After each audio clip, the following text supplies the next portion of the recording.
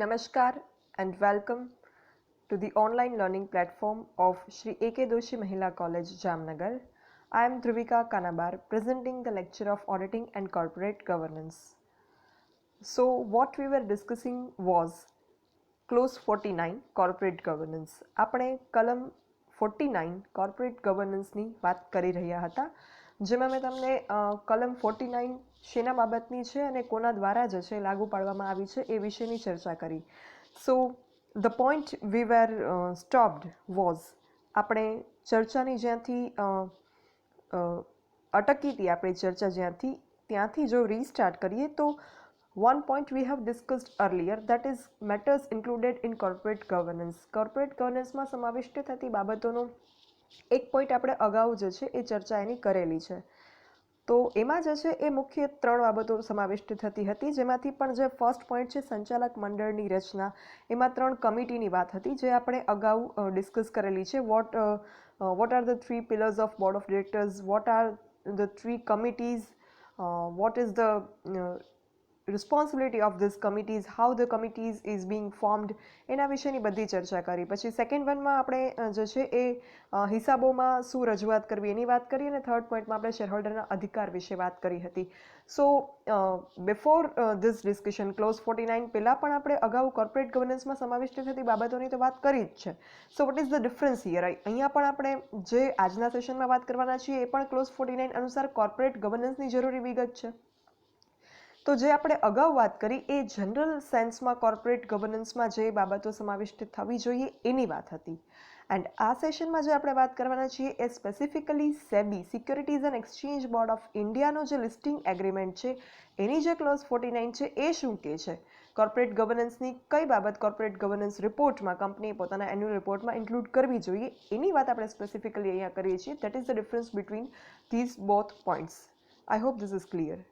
સો એમાં જે છે એ મુખ્ય 2 રીતે બાબતો જણાવવાની હોય. એક ફરજિયાતપણે અને આદેશ અનુસાર જે છે રજૂ કરવાની વિગતો હોય છે. Details compulsorily required to be presented. Compulsory એ ડિટેલ જે છે એ તો મેન્શન કરવાની જ હોય છે કંપનીએ. અને second one is details to be voluntarily revealed, સ્વૈચ્છિકપણે રજૂ કરવાની વિગતો. એટલે જે સેકન્ડ પાર્ટમાં આવશે એ વિગત કંપની અગર ઈચ્છે તો એ રજૂ કરી શકે, પણ ફર્સ્ટ પાર્ટની વિગત company must disclose in corporate governance report and that is to be included in annual report. તો આપણે એમ થાય કે આ સ્વૈચ્છિકપણે અને ફરજિયાતપણે, તો સ્વૈચ્છિકપણે જે છે એ તો વોલન્ટરી કહેવાય, તો કંપની શા માટે કરે? બિકોઝ જનરલી આવું આપણે એક આપણા જે છે એ મેન્ટાલિટી હોય કે anything which is voluntary one must not do or one can avoid doing, but it is not so. જે વોલન્ટરી ડિટેલ્સ છે કંપની રિવીલ કરે છે એ કંપની રિવીલ કરશે તો there are certain benefits of that also.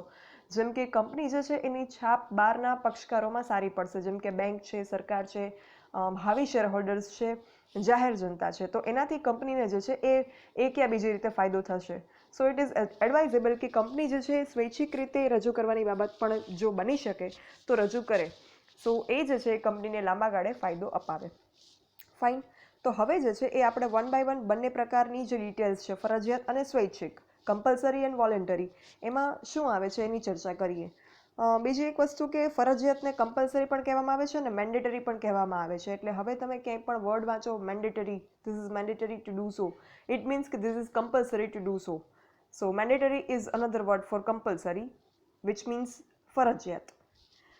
તો કલમ 49 અનુસાર કોર્પોરેટ ગવર્નન્સની ફરજિયાતપણે આદેશ અનુસાર રજૂ કરવાની વિગતોમાં કઈ બાબતનો સમાવેશ થાય એ આપણે પહેલાં ડિસ્કસ કરીએ. Details compulsorily required to be presented in corporate governance report. ફરજિયાતપણે આટલી બાબત તો કંપનીએ દર્શાવવાની જ રહે છે. Company those are listed in stock market.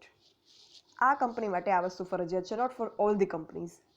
તો એમાં કઈ બાબત છે આપણે 1 by 1 જો ડિસ્કસ કરીએ તો જે છે એ સેબીના લિસ્ટિંગ એગ્રીમેન્ટ 49 અનુસાર આ બાબત જે અહીંયા તમે લિસ્ટ જુઓ છો એ બધી જ બાબત કંપનીએ ડિસ્ક્લોઝ કરવાની રહે.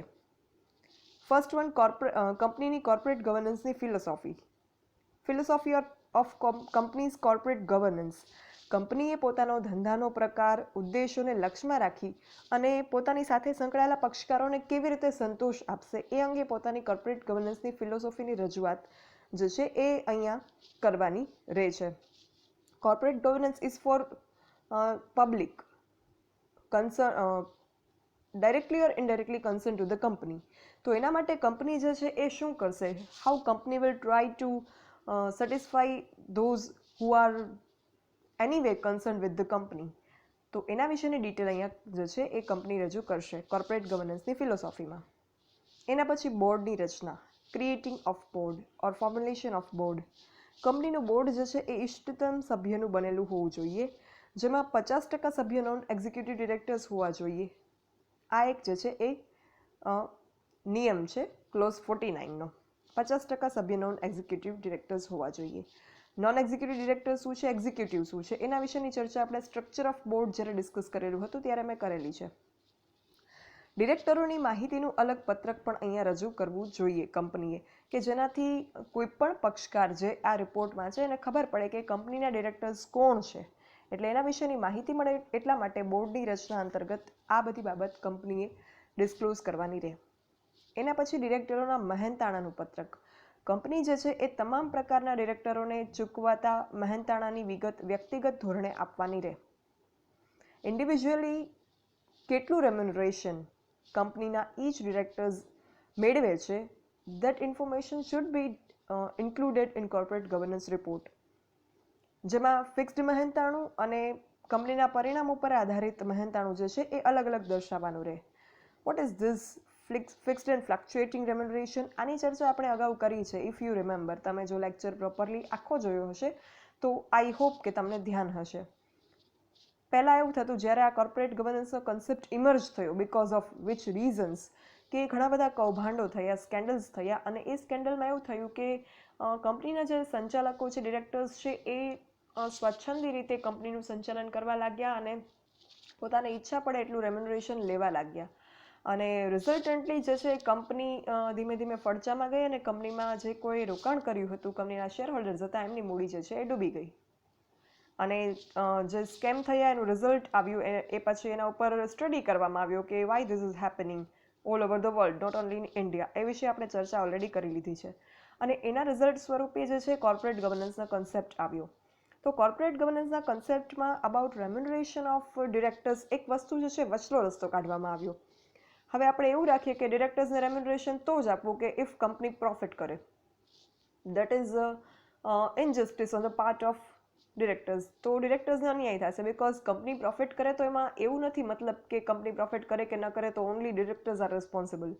If company is not making profit તો there are many reasons may be responsible for that. That is a matter of investigation.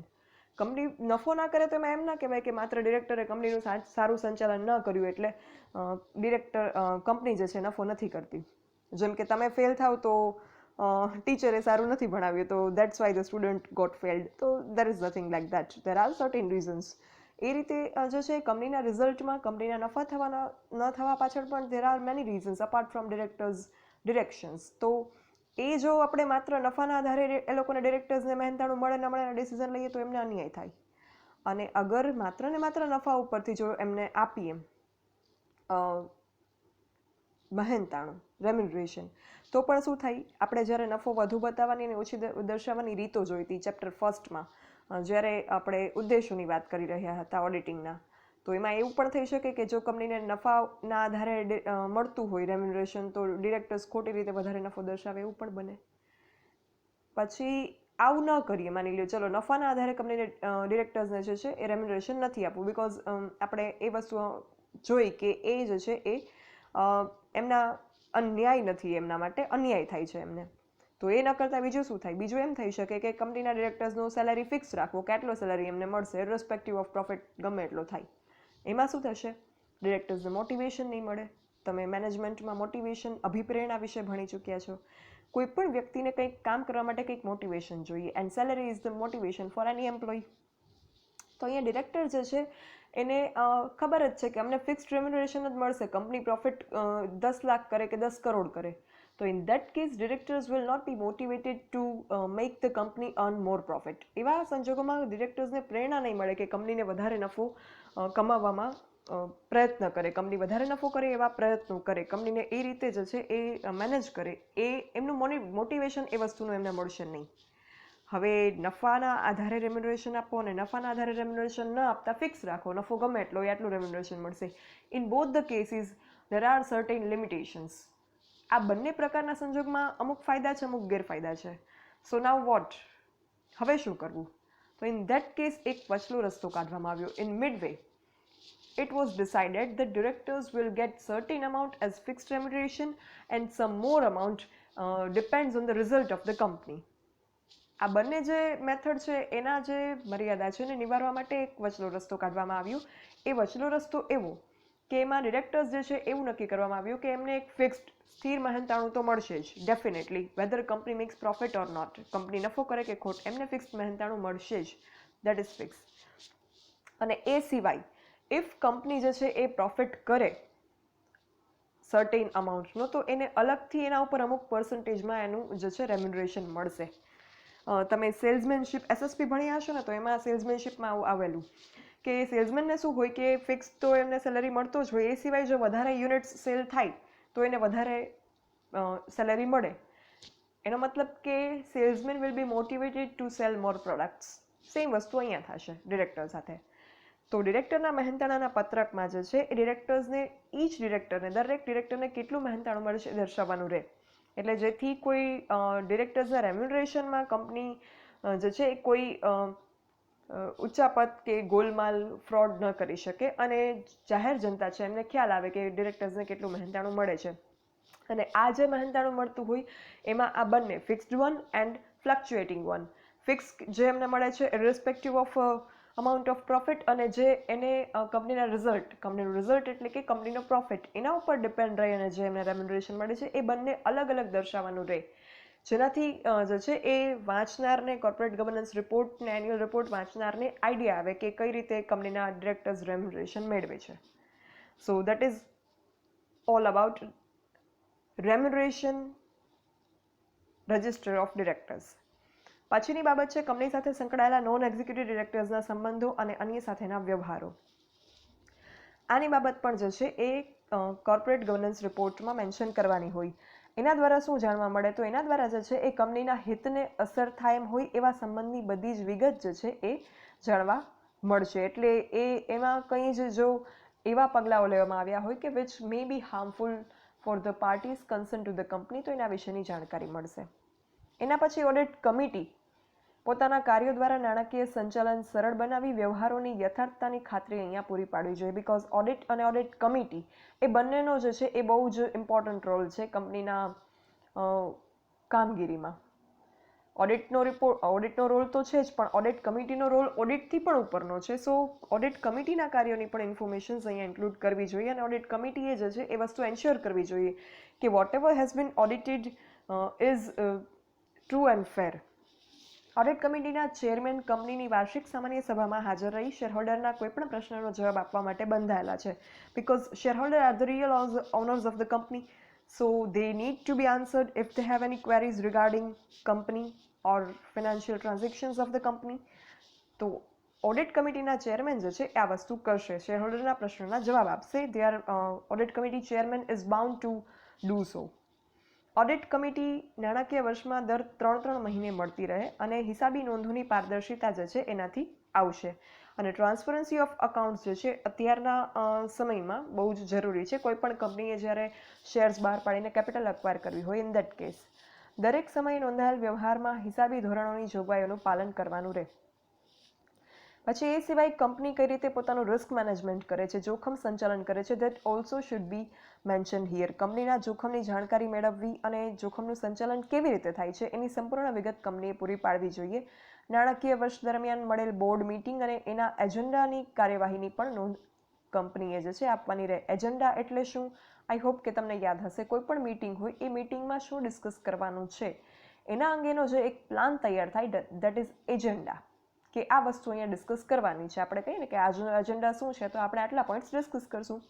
અને મિનિટ્સ મતલબ whatever is being discussed કે કંઈ પણ રિઝોલ્યુશન્સ પાસ થયા હોય તો એ જે નોટ ડાઉન કરવામાં આવે એ છે meetings. So agenda is pre meeting matter and minutes is post meeting matter. So company જે છે એના બોર્ડ મિટિંગના એજન્ડાની કાર્યવાહી પણ નોંધી અને અહીંયા જે છે ડિસ્ક્લોઝ કરવાની રહે કોર્પોરેટ ગવર્નન્સ રિપોર્ટમાં. કંપનીની કેટલીક જરૂરી માહિતી જે છે એ કંપનીની વેબસાઇટ પર પણ મૂકવી જોઈએ. અત્યારે તમે કોઈ પણ વેલ નોન કંપનીઝ હશે માર્કેટમાં જેનું નામ બહુ સારું હશે એવી કંપનીની તમે વેબસાઇટ ચેક કરશો તો you will get to know each and every detail of the company. મેં તમને એન્યુઅલ રિપોર્ટ પણ સ્ટડી કરવાનો કહ્યું, તમે વેબસાઇટ પણ સ્ટડી કરજો. આઈ સજેસ્ટ તમને બહુ જ મજા આવશે અને ઘણું બધું જાણવા મળશે. And that is all about real commerce. આપણે જે ભણીએ છીએ definitely it is necessary for the basic fundamental knowledge, but એકચ્યુઅલમાં પ્રેક્ટિકલ વર્લ્ડમાં જે કંઈ ચાલે છે that is also necessary to know. તો એના માટે જે છે તમે કંપનીની વેબસાઇટ્સ વિઝિટ કરો, કંપનીના એન્યુઅલ રિપોર્ટ્સ જુઓ તો એનાથી તમને ઘણું બધું જાણવા મળે. તમે કોઈ પણ કંપનીની વેબસાઇટ, રિલાયન્સની વેબસાઇટ તમે જોશો તો તમને ઘણું એમાંથી જાણવા મળશે. એના ડિરેક્ટર્સના નામ એમાં તમે જોઈ શકો, બીજી લોટ્સ ઓફ ડિટેલ્સ, કઈ રીતે રિલાયન્સ જે છે પોતાની કોર્પોરેટ સોશિયલ રિસ્પોન્સિબિલિટીઝ પરફોર્મ કરે છે, સામાજિક જવાબદારી કઈ રીતે કંપની બજાવે છે, કંપનીના એવોર્ડ્સ કયા કયા છે, કંપનીના પ્રોડક્ટ્સ કયા કયા છે. Everything you will get to know by visiting just the website of the company. તો આ બધું જે છે એ કંપનીએ ડિસ્ક્લોઝ કરવાનું હોય છે. એટલે વેબસાઇટમાં પણ કંપનીએ જે છે પોતાના અપડેટ્સ મૂકવાના રહે અને દરેક સારી કંપની જે છે વેબસાઇટ પોતાની એકદમ અપડેટેડ રાખતી હોય છે.